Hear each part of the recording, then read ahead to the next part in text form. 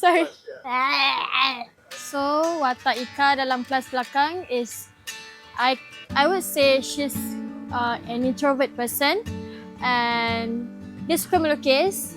Dia sangat-sangat sayang pada dia punya kawan-kawan which is Nick, Arab and Johan. She's not in so kind of like macam problematic punya family but dia dah tak ada ayah, so she's just with her mom and her adik and dia quite kena jaga adik-adik dia and so on. So she's like motherly punya vibe lah.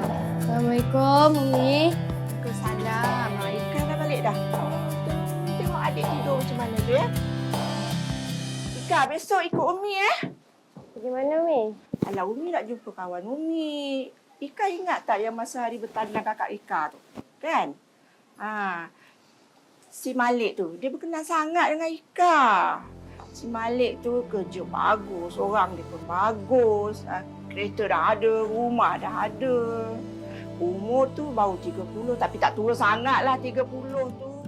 Because of Ika punya watak, she's kind of like boyish and very quiet type of person.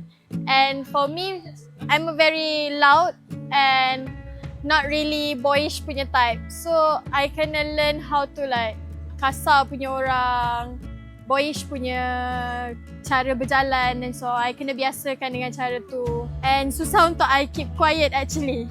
And I kena jadi dia lah untuk for this test. So kalau you tanya dekat saya ni, I memang banyak diam. Sebab I kena jadi dia. So I kena banyak methodkan benda tu untuk I dapat watak Ika. Kau bahal. Apa? Cah, puji aku bagai. Kenapa sebenarnya? Kalau nak duit, sorry lah. Tak ada duit lah, miskin. Aku bukan nak minta. Kalau aku pandai ke apa ke? Tak akulah. Aku suka duduk kat kelas belakang tu. Sebab budak dalam tu semua real. Bukan macam kau. Cah, bagus.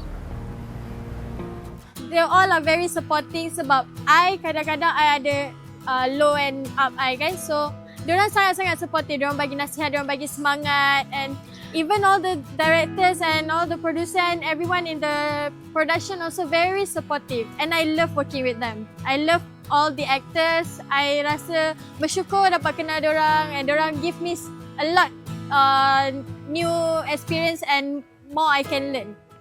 Hai, nama saya Raeliana Azizan, memegang watak sebagai Ika dalam kelas belakang. Jangan lupa saksikan kelas belakang hanya di View. Langkah demi langkah, walau jalan